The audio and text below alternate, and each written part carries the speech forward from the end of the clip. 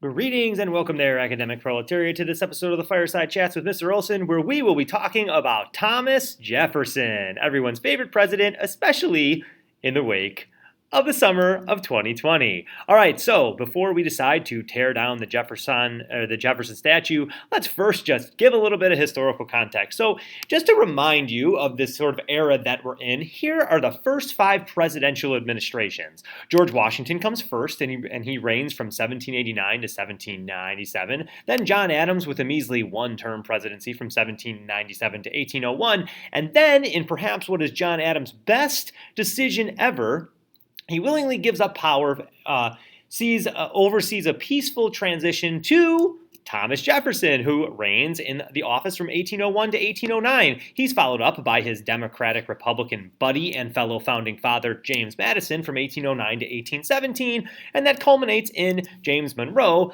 another Democratic Republican, another founding father buddy from 1817 to 1825. Now let's take a look at the presidential election maps from these dudes' time in office, or at least the elections that brought them in, and see if we can discern anything from them. Well, in 1792, the first technical election, considering that sort of George Washington stood for office the first time that around, here's what we have. We have a pretty homogenous map, and that everybody agreed 100% of the electoral votes going for Washington. Now, in 1796, when you get a little bit more discrepancy over how to interpret the Constitution, particularly because of that elastic clause, you get more division, and you will see that that division is along sectional lines, the South going for Thomas Jefferson and the Democratic Republican ideals, and the North and Northeast going for the Federalist John Adams. You will see that it's a very close and contentious election, but don't worry, John Adams wins, and Thomas Jefferson gets to be his vice president, and that must have made for a very, very weird experience. In the election of 1800, the one where Thomas Jefferson wins, and the subject of today's conversation, you can see that Thomas Jefferson won by gaining a little bit more influence in the North, particularly New York. Why? Well, because his nemesis, Alexander Hamilton, thought that Thomas Jefferson, was a better choice than the person who Jefferson tied with in the election, Aaron Burr, and that's the reason that Aaron Burr killed Alexander Hamilton. But that's a confusing topic for a different day. Now, when his time is up, James Madison is elected in 1808, and then in 1812, you will see that when James Madison is reelected, that you still sort of see this polarization that we saw in 1796. Most of the South is going for the Democratic Republican, and this new fusion group is in the North and the Northeast. But over the next couple of elections, you will see that things get a little bit more homogenous until the election of 1820, when, oh my gosh, what a landslide. So we're going to talk about the early part of this time period and sort of how we get in motion the things that will lead to this sort of Democratic-Republican stifling of the electoral process in what some are calling the era of good feelings. But question for you, if everybody agrees, where does democracy go? Nevertheless, we'll kick that one down the line for a future video as well. All right, so let's talk about this guy, Thomas Jefferson. Jefferson's elected in 1800, and immediately he wants to move away from Federalist policies of Washington and John Adams. He wants to simplify government. Now, his presidency is going to be marked by territorial expansion and begins a period of Southern dominance, especially in the White House and the executive branch of government, because him and the next 2 guys that follow him are all planters from Virginia. You can even visit Virginia and visit each of their houses, Jefferson, Madison, and Monroe, very, very easily. You can go from Monticello to Montpelier to Ashlawn, and you can get them all. Celebrate American Southern dynastic history. Okay, let's take this snippet from Gordon Wood's Empire of Liberty, which is about the sort of beginning of the American Republic on Thomas Jefferson, because I feel like it points out exactly the argument that we're going to make about him in this video. So Gordon Wood says, He was undoubtedly complicated. He mingled the loftiest visions with astute backroom politicking. He spared himself nothing and was a compulsive shopper, yet he extolled the simple yeoman farmer who was free from the lures of the marketplace. He hated the obsessive money-making, the proliferating banks, and the liberal capitalistic world that emerged in the northern states in the early 19th century. But no one in America did more to bring that world about. Although he kept the most tidy and meticulous accounts of his daily transactions, he never added up his profits and losses. He thought public debts were the curse of a healthy state, yet his private debts kept mounting as he borrowed and borrowed again to meet his rising expenditures. He was a sophisticated man of the world who loved no place better than his remote mountaintop home in Virginia. The slave-holding aristocrat ended up being the most important apostle for liberty and democracy in America and American history. He wrote, "All men are created equal" in the Declaration of Independence, and held slaves. So here's where we have to come to grips with Thomas Jefferson, this very contradictory founding father, an important figure in American history.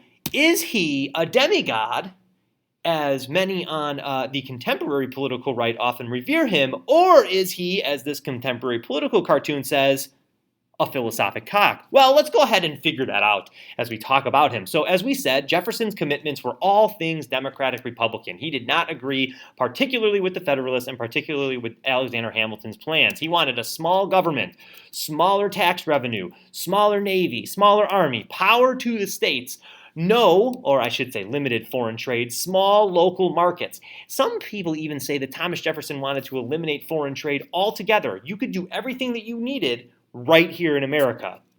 These policies ended up leading to him favoring small yeoman farmers. Anyways, if you know anything about Alexander Hamilton, then you by default know everything about Thomas Jefferson, because Jefferson hated all of Hamilton's ideas. He hated the bank. He hated favoring merchants. He hated favoring Britain. He hated favoring taxes.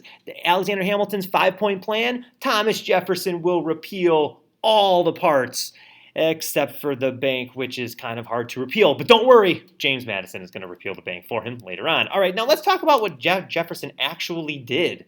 His presidency oversaw the largest expansion of federal power in the first 3 presidents. He bought Louisiana, even though it wasn't in the Constitution. He sent Lewis and Clark on an unauthorized mission using unauthorized funds.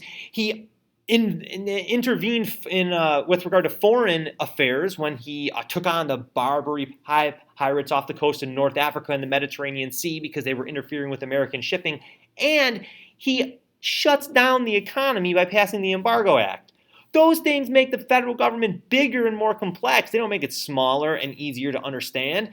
However, he did lower tax revenue. He cut tax revenue from $300 million to $50 million during his 8 years in the presidency. Now, this, you might think, if your grandparents are Reagan Republicans, is a good thing, but stay with us until we talk about the War of 1812, in which you will realize that it actually is not a very good thing. In addition to cutting military spending, cutting government offices, when you get rid of the bureaucracy and the infrastructure, and then you need to fight a war in 1812 against mother country Britain, things do not end up well.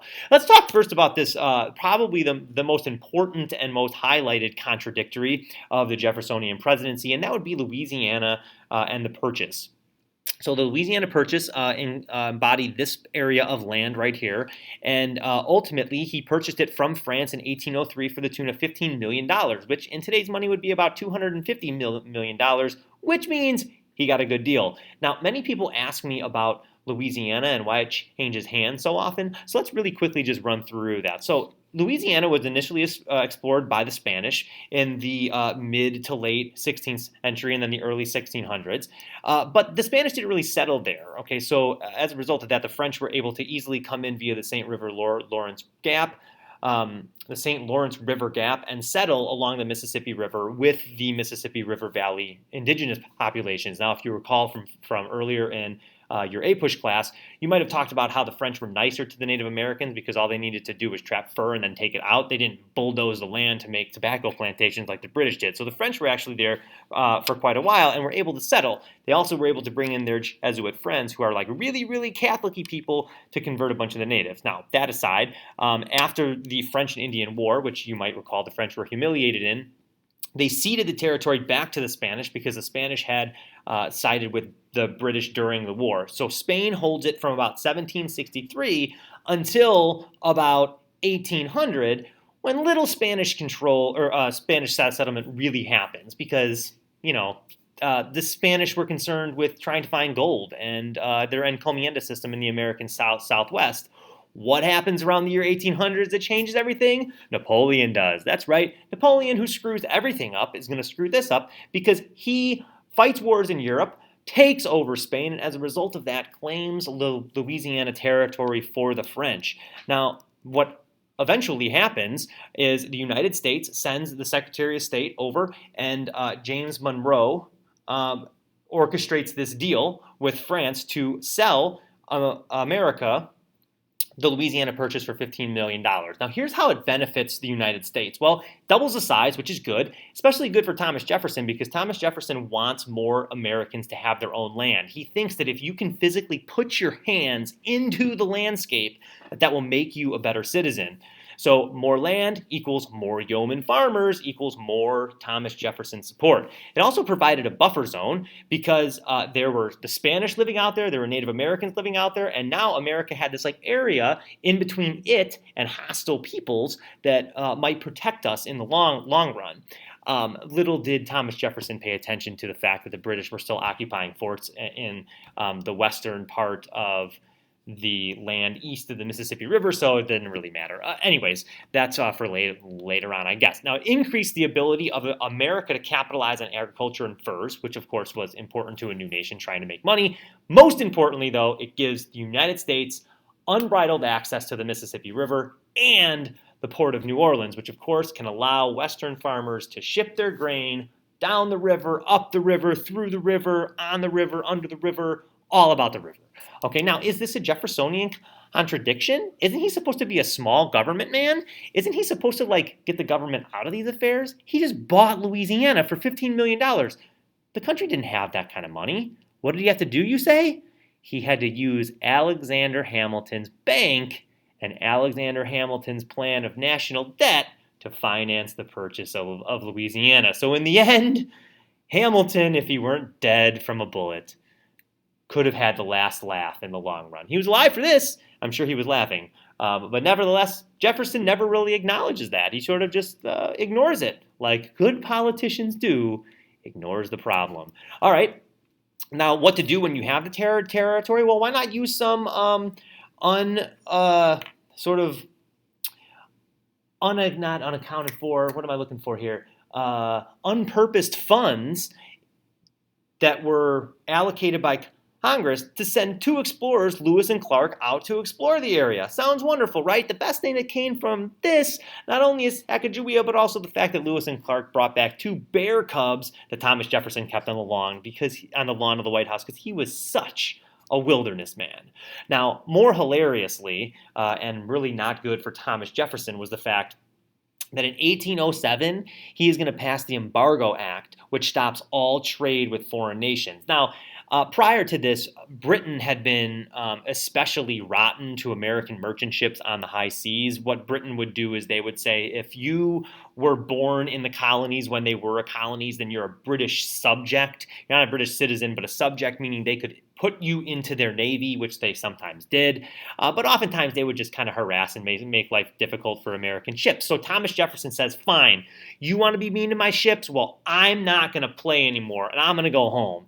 And he calls all trading back to America and says, we're not going to trade with anyone. Now, this is, of course, not very diplomatic and kind of questionable from the leader of the so-called free world. And while it is aimed at punishing the British and French for not playing nice on the high seas, it actually cripples the New England ship manufacturing business and, ironically, promotes domestic manufacturing because America needs stuff. And if there's an embargo, they can't get it from Britain, and so they got to make their own textiles. And so Thomas Jefferson, the guy that vilifies and ridicules this industrialization and urbanization does more to indirectly promote that than any other president to date. Now, this is going to be followed up by the Non-Intercourse Act, which basically picks and chooses which European powers to trade with on certain circumstances and when. So it loosens up the embargo a little bit, but there's still trading restrictions in place until a couple years later when Macon's Bill number 2 is passed, and this resumes trade with countries that lifted restrictions on the United States. Now, of course, if you look at this map, this chart of foreign trade, you will see that imports and exports is at a height in 1807 and then falls drastically. Thomas Jefferson, bad embargo choice, bad embargo. And a lot of people thought about this embargo as being bad. How do you know that turtle is supposed to be the embargo? Well, that turtle's name is the cursed OGRABME, right? And so the turtle has got him. He's got the trader, the merchant who's trying to bring, this barrel of something down to the water in order to trade it with Britain, and the OGRABME has got him. The OGRABME, you say? Spell it backwards, and you have embargo. Woof! Now, if that didn't blow your mind, I don't know what will, but let's try with this one. The most important legacy of the Jeffersonian presidency, other than the fact that he was a guy who wrote all men are created equal and owned slaves, was actually something that happened in the judicial branch of government. So not even under her view, but when he was president. And when we talk about Thomas Jefferson as being the small government guy, this is where it really gets stuck to him. So in 1801, right as he's about ready to leave office, John Adams gets pushed through the Judiciary Act of 1801, which increases the number of federal judges and is an attempt of John Adams to control future politics down the road by putting Federalists into government positions. If this reeks of Mitch McConnell, yes, this is exactly what he does too. Anyways, John Adams appointed a bunch of judges and other government officials in the middle of the night right before he left office. Not all those appointments were mailed, so when the next guy came in, James Madison, the Secretary of State who was supposed to deliver those appointments, he didn't get all of them out. And one guy who didn't get his appointment was a guy by the name of William Marbury. And he was mad, and he took it to court and said, I should have this position because John Adams said I could have it. So he gets all the way to the Supreme Court, and the Supreme Court rules that actually John Adams' initial pushing through of the Judiciary Act of 1801 was unconstitutional. Now, why is this important? Well, there's nothing in the Constitution about the Supreme Court declaring things unconstitutional. So basically, the Supreme Court gave itself the most important ability that it has, that of judicial review, which says that the Supreme Court can rule a law unconstitutional.